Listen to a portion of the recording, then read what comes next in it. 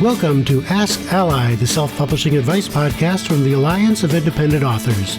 This week it's our monthly members Q&A, where ALLi members have their most pressing publishing questions analyzed and answered. Our members Q&A podcast stream is proudly sponsored by Book Vault. Sell high-quality print-on-demand books directly to readers worldwide and earn maximum royalties selling directly. Automate fulfillment and create stunning special editions with Book Vault Bespoke. Visit bookvault.app today for an instant quote. And here are your hosts for the members Q&A, Michael La Ronn and Sasha Black. Hello, and welcome to the Self-Publishing with ALLi podcast. This is the member Q&A, the podcast where we answer your most burning self-publishing questions. I'm Michael La Ronn, and I'm joined with Sasha Black. How are you, Sasha? Hello, I am surviving. How are you? I am surviving as well. Yeah. Surviving in this thing called life. Oh my goodness. This thing, whatever it is. It has been a tough month. Yeah, tough month, tough year, tough quarter. Yeah. Everything, tough everything, right? And I think everybody can kind of relate. Well, at least maybe some folks can kind of relate. Maybe we're just rare creatures who are just surviving out there. Everybody else is thriving. But it is tough. Yeah. I even had a coach tell me that I probably needed more in-home support. So I think I might be at the point of needing some kind of personal assistant or something just to help. So yeah, that's kind of where I'm at. Yeah. Well, it's just a season of my life where I just have a million things going on. You know, and we're both I feel parents. Yeah, we're both parents, you know, and I think that I've always kind of been that way. Like I've always been somebody that has a million things going on, but now it feels like I have 2 million things going on. Yeah. And it's just, I can't keep up. Like, you know, emails are falling behind and books are falling behind. And they're like, okay, now I'm starting to drop too many balls. I got to figure this out. That is genuinely, I'm not even like, it's so funny that we're both saying this, but that is exactly where I'm at. Like, yeah. I've had a kind of like period where I've really struggled to read.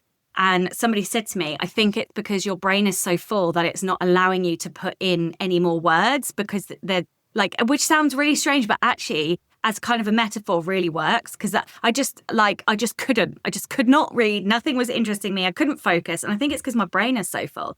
I've been doing very, very silly things. Like I went to my warehouse to record some footage and then realised once I'd got there that I'd left my phone for recording at home. So I came all the way home. It gets worse. I came all the way home. A delivery driver turned up as I got home. So I took the delivery into the house, sort of went to the, to get a drink or whatever. I got back in the car, turned my car on, realised I'd left the phone inside the house.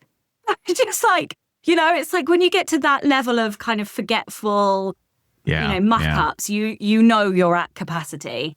Yeah, something's got to change at that point. You hit the rock bottom. Yeah, what are you going to drop? I'm not sure yet. I got to drop something though. Yeah, I got to drop. Well, I had a mentor once who told me that life is like balancing so many plates, and you have to figure out which plates are okay to break if they drop. So I at the end of the day, the plates I can't drop are the writing, the reading. Because if without those, I don't have a career, family, and health. Yeah. If I don't drop those plates, I think I'll be okay. But everything else, no. Yeah. There's going to be some china broken on the floor of my life at some point here. But okay, it's all good. I think I'm feeling the same. Yes. Well, that felt good. That was therapeutic. So why don't we get to some questions? Okay. So the first question we've got is from Jay.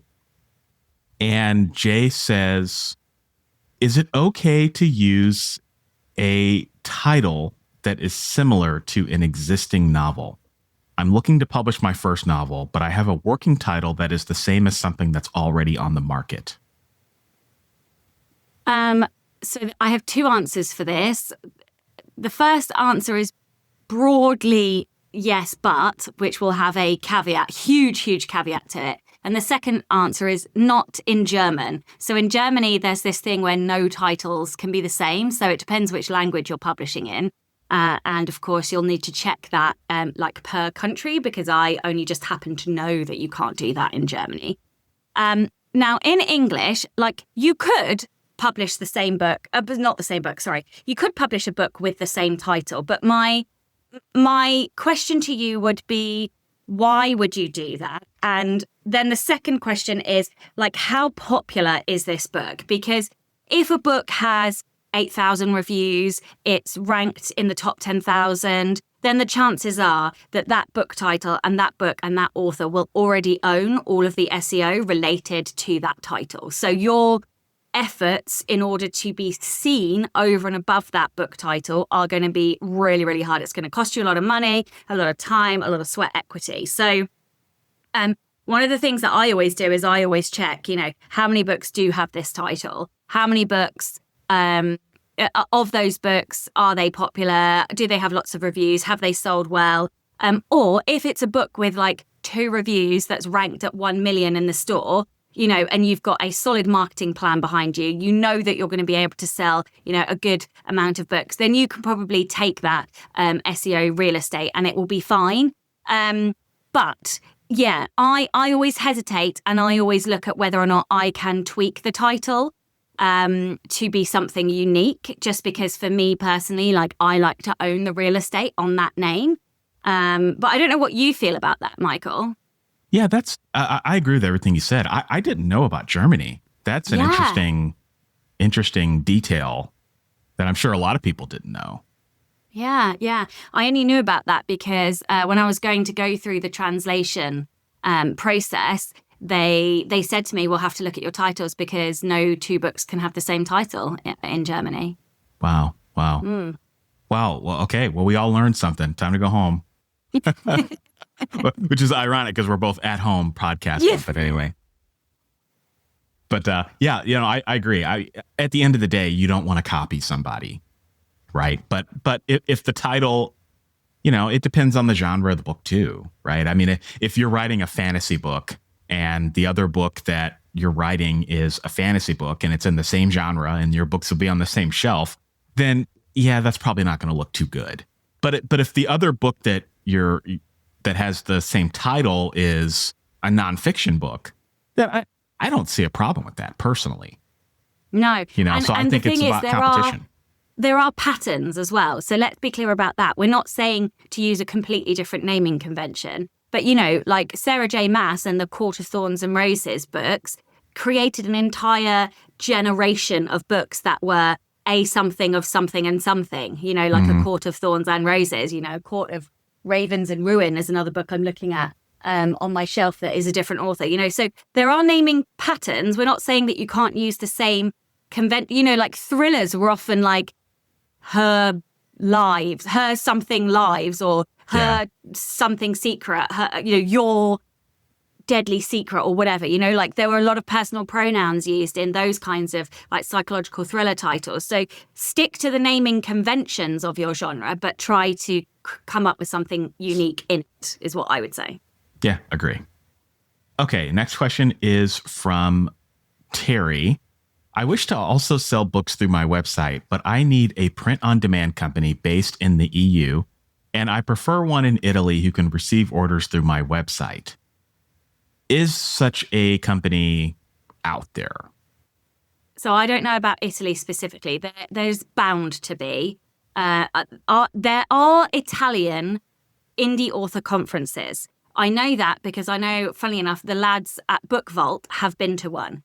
Now, the other thing that I would say is you could still use Book Vault because they have all of the EU shipping regulations sorted. So you could arguably use them and they could still ship into the EU without causing any problems.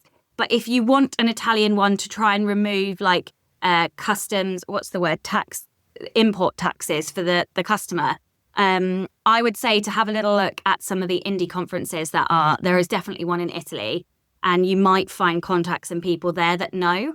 But also there's bound to be an Italian printer there. Oh, for sure. The one that I'm thinking of, that's probably the one you're thinking of, is the Indie Author Unconference. I think it was in Florence last year. So yeah. There is one for sure out there where you can connect with people. I would say, isn't Street Lib, aren't they Italian? I think they have. I think they have. They're a I distributor. thought they were South African. Are they? Okay, I mean, I could be wrong. But look into them. Maybe I think if they are Italian, I think they have a print on demand arm as well. So they're very similar to like Draft to Digital and Publish Drive. So we at least giving you some ideas, Terry. Hopefully you can take that, run with it, and hopefully you can find somebody. But I think it's pretty safe to say you should be able to find someone if you ask around. And check our member forum too. We might have members who are based in Italy who might have solved the problem that you're trying to solve. Okay, next question is from Jay. This is a really good question. As I wait for the cover design to be completed, I received further feedback on my novel after the editing process was finished. When would you say it's best to stick with the initial feedback, or would you say it's best to just keep my novel as it is, or should I update the manuscript while I'm waiting for the cover? From ARC and beta readers. Yeah. Well, I do. Well, he's waiting for the cover design. Yeah, I mean, I do. I don't. So the way that I work is that I write it, I draft it, I edit it, I send it to my editor. My editor sends it back, and then I give it to my ops manager, who used to be an English teacher and has a mean eye for punctuation, and she will do a final proof. At that point, we then send it to like not betas, but advanced readers. And invariably, there are a handful of typos. Those typos don't really change the word count of the book. So the formatting doesn't change. So in terms of the cover at that point, the spine won't change. But it depends what order their editing process is. So if they are going to the cover designer before they've done substantive edits, then the word count will change, which will then change the spine format. So in that case, well, in that case, what I do is I tell the cover designer to do just a whatever gap, like an inch spine, and then I tell them that we will change it closer to publication when I've got the final formatted files. But I would always, if people are picking up typos, I'd always change them. I change them now. I've literally put one in yesterday that needed an update. Yeah, typos are never a problem. They're never going to change the length of your book. I mean, the only, if you've got like an extra, I've had a situation once where I had the same chapter twice, and that screwed everything up, at the last minute, because that did change the spine. That sucked. But if it's just typos, that's not a big deal. If it's something more substantive, like you said, Sasha, I mean, I've kind of had two workflows over the years. I've had one where, it's kind of less ideal, but I just don't do anything with the cover designer until I know the book is done. Like, oh, really? Like, I wait. I wait because I've had that situation come up where I've had to go back to them, on my hands and knees and say, I'm so sorry, I got to change the spine and, all that. And that, I hate that. I absolutely hate that. I don't start writing until I have a cover. Yeah. So I know we talked about that in the past. Oh, okay. I actually do the cover. Well, I used to do the cover last. Oh my gosh. Right, wrong, or indifferent. I felt more comfortable that way. Now, what I've been doing lately is a lot like what you said, which is I'll have the cover design first, but if I'm not done with the drafting or I'm not done with the proofreading yet, then I just have them do a placeholder for the spine.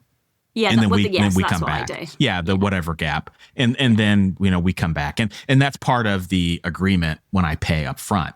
So then when I'm ready, I just send them the cover specs, and then within about a week, they'll get it back to me. But just make sure you negotiate that up front. Yes. Don't come back to the cover designer later. Don't just order the ebook. I would still order the print copy so that you can at least see what it's supposed to look like. Yeah. Okay. Next question is from Richard. Does anyone have experience promoting their story to be a film or TV series? Give it to an agent. No, I don't. I get I don't asked either. daily, like it is literally, honestly, I get asked this question every day. Oh, I just wish you could make it into a movie. How do we get it made into a movie? How do we get a Netflix? I don't know. Yeah. The answer to that. I mean, especially at the moment, like after the writers' strike and the fact that, we've had, like because of COVID and things, we've had a couple of years where actually there's been very little new coming out. I think it's even harder than it ever was to get a book to film translation. And I would just say, Joanna Penn has had a few episodes talking about this kind of thing and what she's been doing and kind of the networking and the sort of events and I don't want to say conferences because I don't think they're called conferences, but that kind of thing, but in the movie arena. So I would go and have a little ferret through some of her podcast episodes because they've been great. And I'd also be really realistic about it. And I just don't know if it is worth your time to invest in this. If it's going to happen, I would almost go out of your way to find a film and TV agent and then make it their problem to deal with. And you go and write the next book because ultimately, the more IP that you have, the more chance you stand of getting one of them converted. But I'm not sure I would be spending my time on it. I agree. I think there's two ways you can go about this. The first is you can go to them or you can let them come to you. Mm-hmm. And I've always been of the opinion that if they come to me, I command better terms. Yes. You can get a better deal if you go to them or if they come to you, because if you go to them, then, they have to, I don't know. It's a negotiation tactic. Yeah. So I am just a fan of writing the best book that you can, making the book have as much gravity as you possibly can get it to have. And then that will attract people to you. I mean, if you want to try to go find an agent, that's fine. But then the question then becomes, well, how do you know if you're working with a good agent?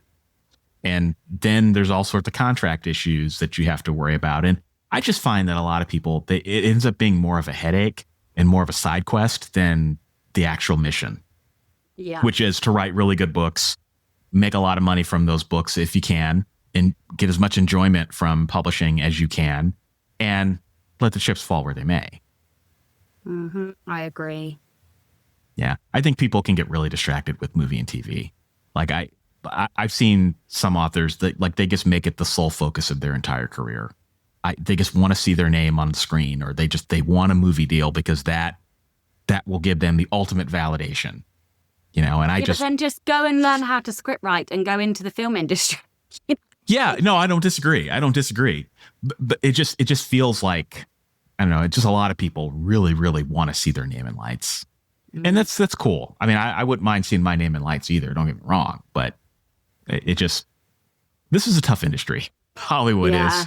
It's a really tough industry. And most people probably will not be successful, and that's just kind of a hard fact of it.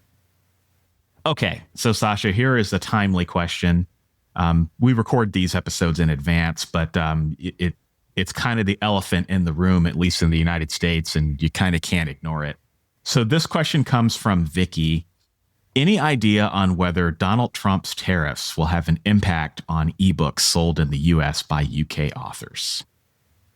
I haven't got a clue, and I'm ignoring it, to be perfectly honest, because, here's the thing, right?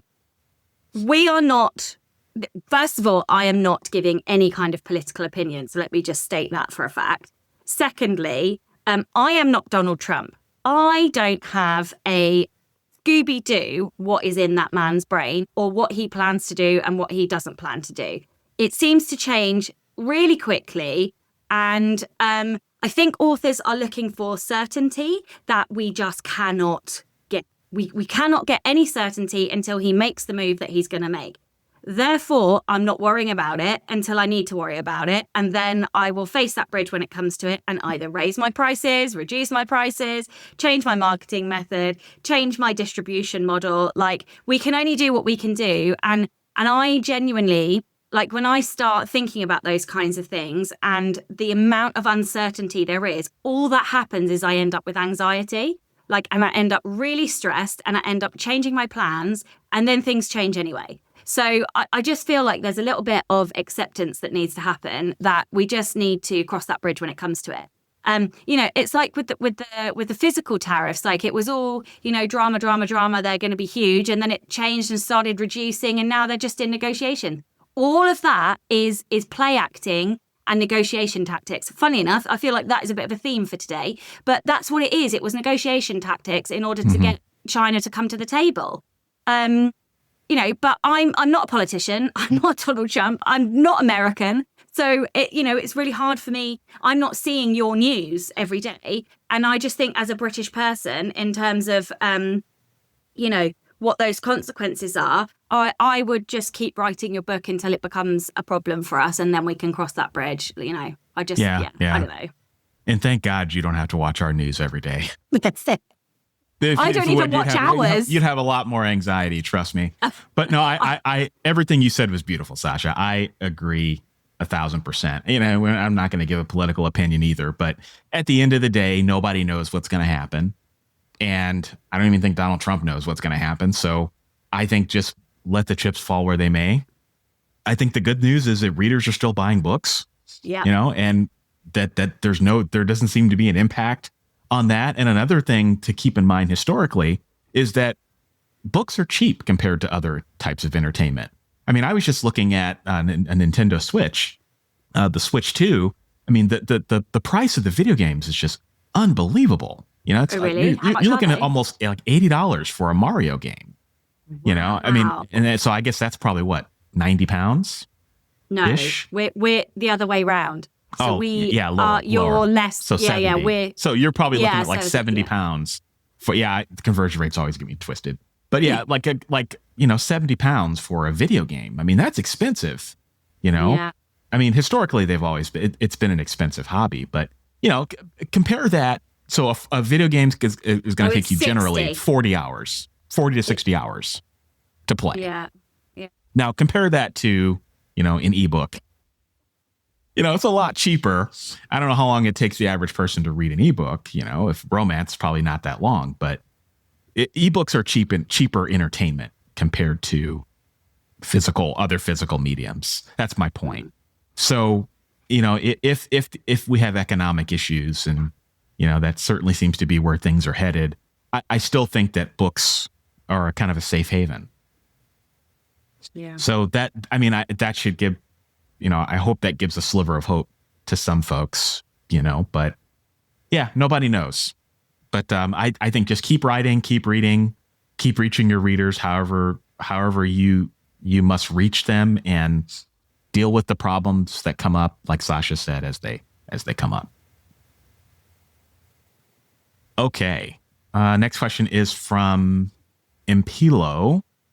How do I go about getting permission to use memes I found on social media? I have a diary style book that includes memes, pictures, and screenshots. Michael, that is a you question. Oh my gosh. And I looked at this question last night, and I was thoroughly stumped. So here's the thing about memes. Memes are kind of complicated because I don't know that.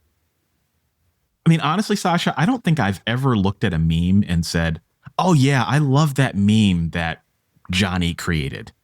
Like, I think memes just kind of come into existence. I don't think anybody claims credit for them. I mean, maybe someone does, but I've never seen a meme attributed to someone. Like the classic one is the one with the dog that's surrounded by fire and it's saying, this is fine. I don't know who created that. Okay, but there are memes that will have copyright issues because, like, for example, in Good Will Hunting, when Will is like at the whiteboard or the chalkboard, and then he's like doing, funky maths or whatever, then I've seen memes where like there's like formulas and diagrams and stuff sort of shooting towards him, like as if he's like a brainiac or a genius or something. That I would imagine would have copyright issues. Oh, I don't disagree. Where I was going though is that I just don't know who you would go to get permission. No. Like if it's Good Will Hunting, you're never going to get permission. It's never going to happen. But like all these memes that are floating around out there, I don't know where you would go to get permission for those. Now, a lot of memes, like you pointed out, do come from movies and pop culture, which to me, I think those would just be off limits. I wouldn't risk putting those in my book, but something that's not necessarily pop culture, I just wouldn't, I would err on the side of caution, and I just would not include them personally. I think they're just, it's more trouble than it's worth. And there's too much uncertainty with it because, because that's the other part about memes is someone will create a meme and then other people will take that meme and then do variations on it. Yeah. So how do you know, how do you know if you're getting permission from the right person? And how do you know if they even actually have the rights to give you permission? Yeah, exactly. I did just ask GPT to see if GPT had an opinion, because I was like, oh, this is the kind of thing that like it might be able to do some deeper kind of research and look at thing. And what it's saying, the short answer is no. A meme is almost never copyright free. The fact that something is funny and widely shared on the internet does not strip away the copyright or other rights that protect the photo, video frame, artwork, or words that you're remixing. Whether you may legally reuse a meme depends on who owns that underlying material, how you use it, and crucially, the copyright exceptions that apply in your country. And that therein lies the problem, because sourcing the originator of that piece of IP is almost impossible. Because essentially, impossible. It's being used illegally. Like in that case, all memes are illegal because where does fair use cover the kind of iteration of that thing? It doesn't. Yeah. I mean, if I had, I don't know, $1 quadrillion and I had the money to actually go after somebody that, all the people that shared a meme, based on my copyrighted content, I probably might be successful, but nobody's ever going to do that because memes just kind of are what they are. But once it's one thing if you want to share a meme on social media. I think there's probably very little risk in doing that. But once you start committing it to a book and, a copyrighted medium, then I think things change. Yeah. And funnily enough, there has been cases on it. And so there's one that it's citing that was in the US 8th Circuit and US Supreme Court, which said a politician's donation solicitation ad using the Success Kid photo infringed copyright. Everyone shares memes was not a defense. The damages were small at $750, but the ruling was clear. Yeah. So there you go. There you go. I mean, thanks, ChatGPT. I know, right?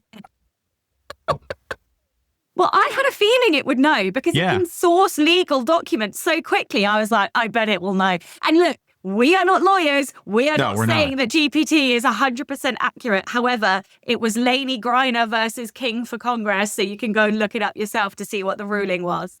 Yeah, go look it up. I mean, worst case scenario, if you follow GPT and it's wrong, you're still erring on the side of caution. Exactly. And I'm when it comes to this stuff, I tend to be I don't mind taking risks in my writing career.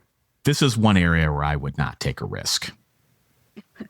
Says the insurance lawyer, right? Yeah. I mean, I would not. It's just not worth it, because the damages that one has to pay if you're wrong would far out exceed anything your wildest nightmares. It's just not a good idea. So I hate to be the wet blanket and pillow for your question here, but I would just say you may want to find another way to do this. Maybe there's a way that you can still get your message across in your book without including the memes. And I would also argue it may be better to not have the memes in your book because that actually will date your book. So memes are popular. The memes that are popular today are not going to be the memes that are popular in 20 years. Right. Yeah. And so people that read your book 20 years from now may not even understand what the memes you're using are. Mm-hmm. So you may want to get more creative and do something that's a little bit more evergreen in your book. Okay. Next question is from Michael. This is a question we get a lot, Sasha. Does my membership include a code for Ingram Spark? How do I access it? So Ingram Spark uploads are now free.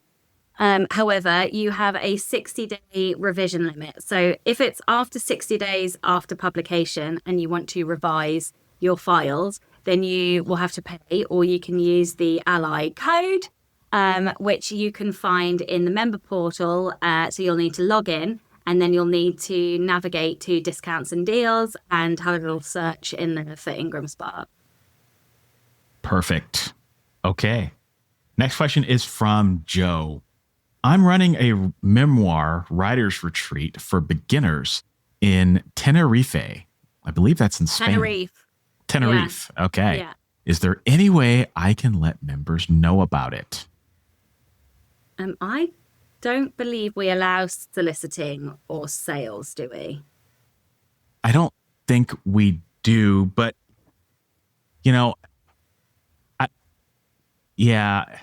technically we don't allow that at ALLi, but because you have to be a partner member, wouldn't you? So they could, once they've done it, I'm wondering if they could pitch like an article on like the lessons they've learned from running a retreat, or something like that. But I'm not sure that we would be able to let them just sort of promote it. Yeah, I mean, and based on the date of the question, it probably sounds like it would be too late to achieve that anyway. So Joe, what I'm thinking is, depending on how your conference goes or your retreat goes, I like Sasha suggested, a blog article would be really cool. Maybe a pitch to do like a podcast interview with one of our member teams, our team members. And if they have a mailing list, they can include a link to that, like to sign up for future ones. Yeah.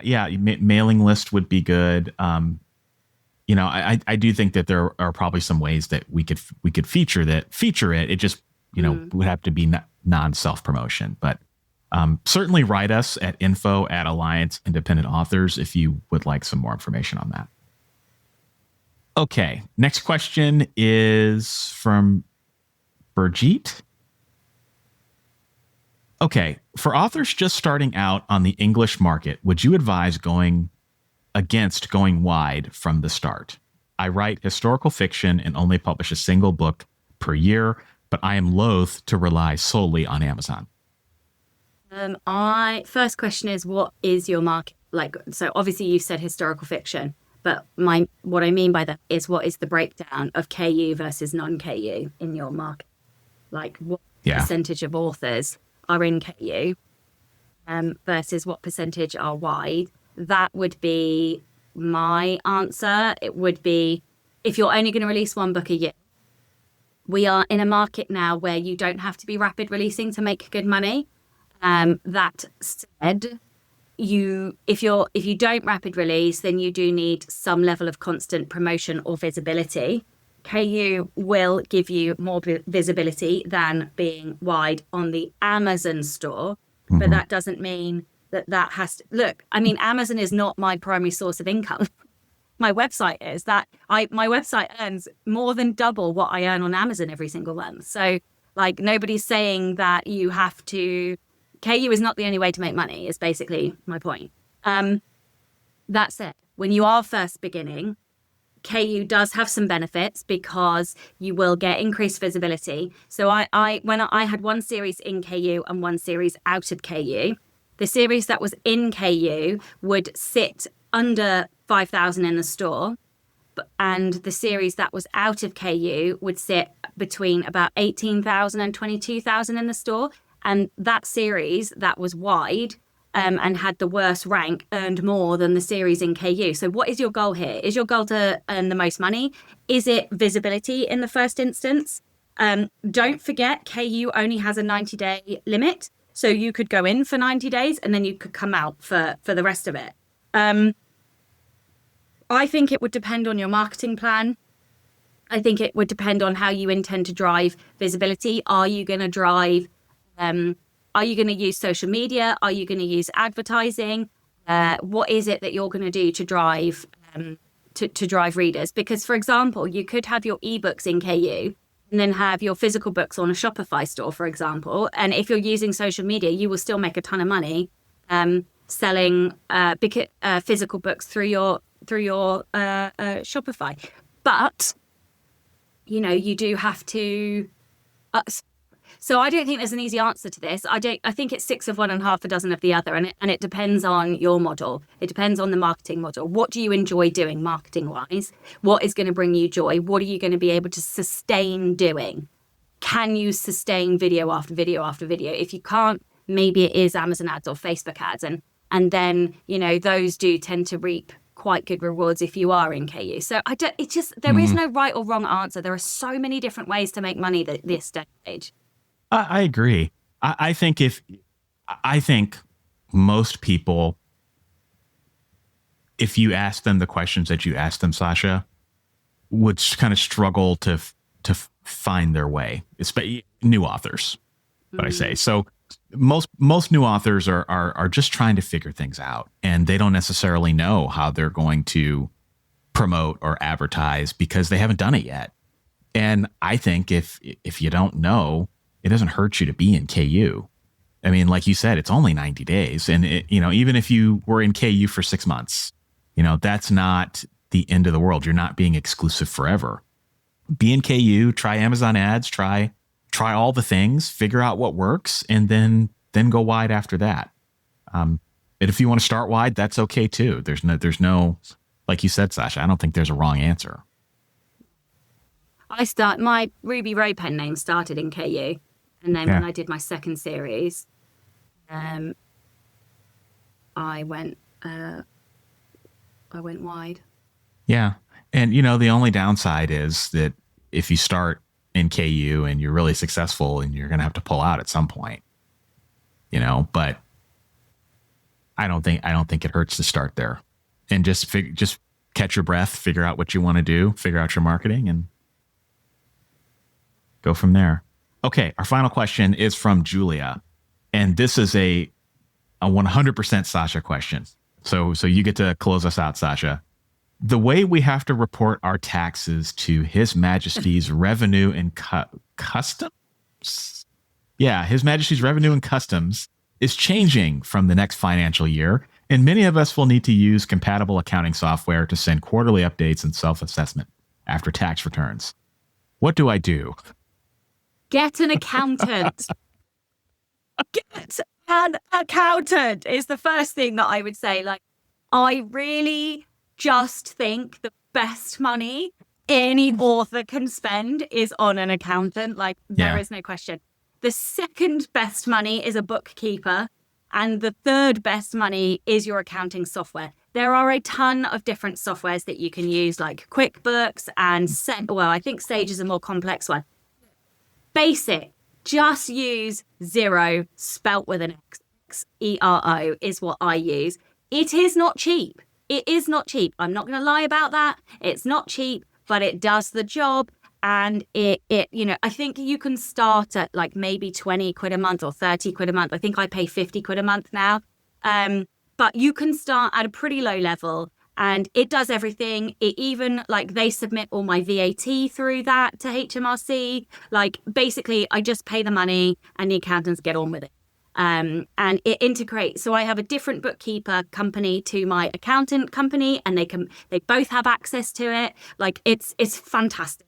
I'm very biased. I've been using it for years. Joanna Penn told me to use it. Joanna knows everything. Listen to her. She's wise. Yeah, if Joanna says it, just do it. Right, do it. You're good. You're good. Yeah, and this, and it's funny because, HMRC, I mean, that's UK, right? But I think the advice that you gave is good advice no matter where you live. Yeah. So no matter where you live, the tax laws are probably going to change at some point. They're always changing.